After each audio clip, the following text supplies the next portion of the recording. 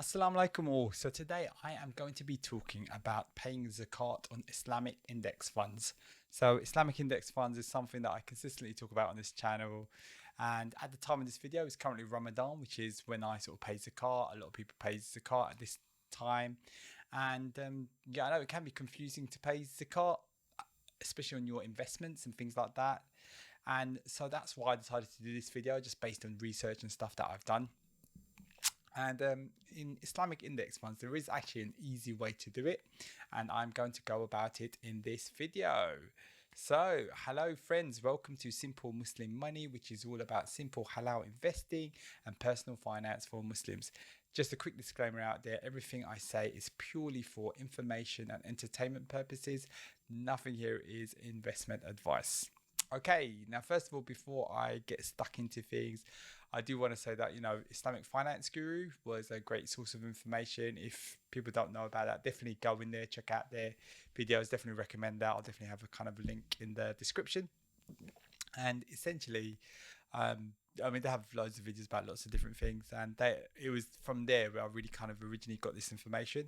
But before I get stuck into things, I do want to have a quick recap in terms of what is zakat. So, as Muslims, it's one of our 5 pillars of Islam, and which is paying 2.5% to charity, like every Islamic calendar year, which is actually shorter than your standard kind of Western calendar.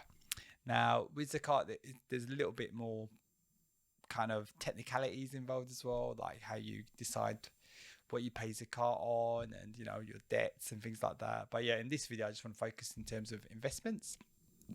And this includes things like pensions. If you've got in the UK, if you've got an ISA, in the US, I know you've got Roth IRAs. I know in Australia you've got like the equivalent, Canada and these sort of places. So it's all kind of the same system. Doesn't really matter where you are. And because it's Ramadan at the moment, I pay my zakat in Ramadan. So I just kind of picked a date, the 15th. So when I kind of knew what zakat was, then I started sort of paying for it. Just picked a date in Ramadan and just kind of just went for it. So so you're someone in the same position who hasn't known how to pay zakat properly before and is now kind of doing it for the first time on investments and things like that. Just like pick a date and just go for it really. And just to give a recap of what a index fund is.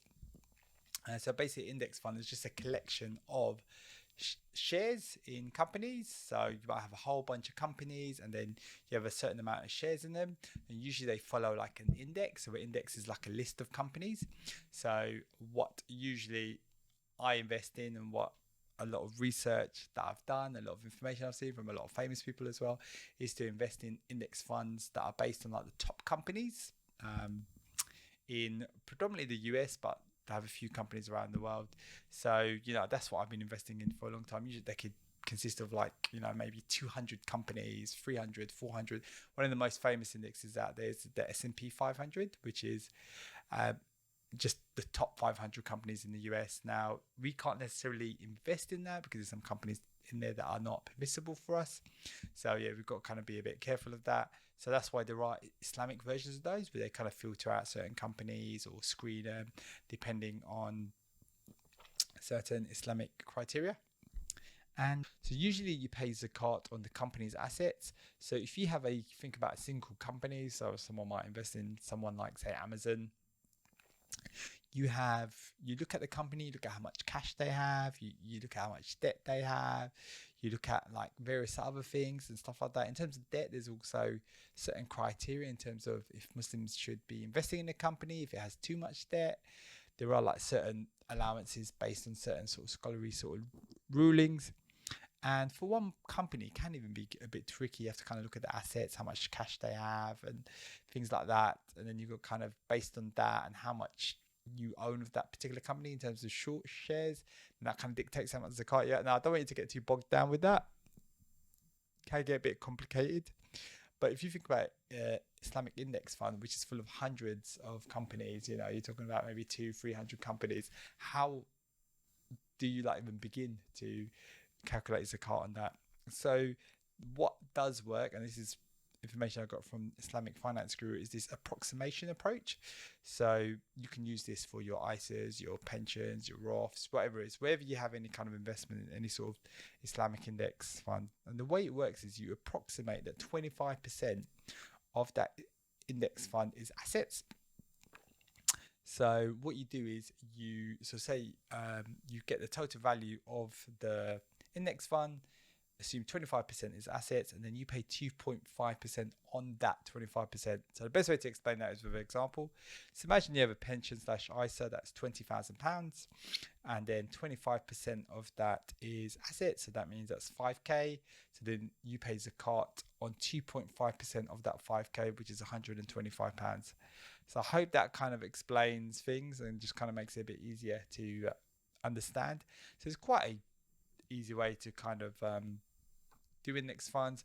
One of my sort of goals of this channel is to try and learn ways and share ways to invest in a halal way as easy as possible. And I know Zakat is one of the things that, you know, I was kind of worried about. How do I calculate it? I didn't want it to be too complicated, and you know, I wanted to make sure it was the right amount as well. So that's why Islamic index funds are a great way to kind of invest and do that.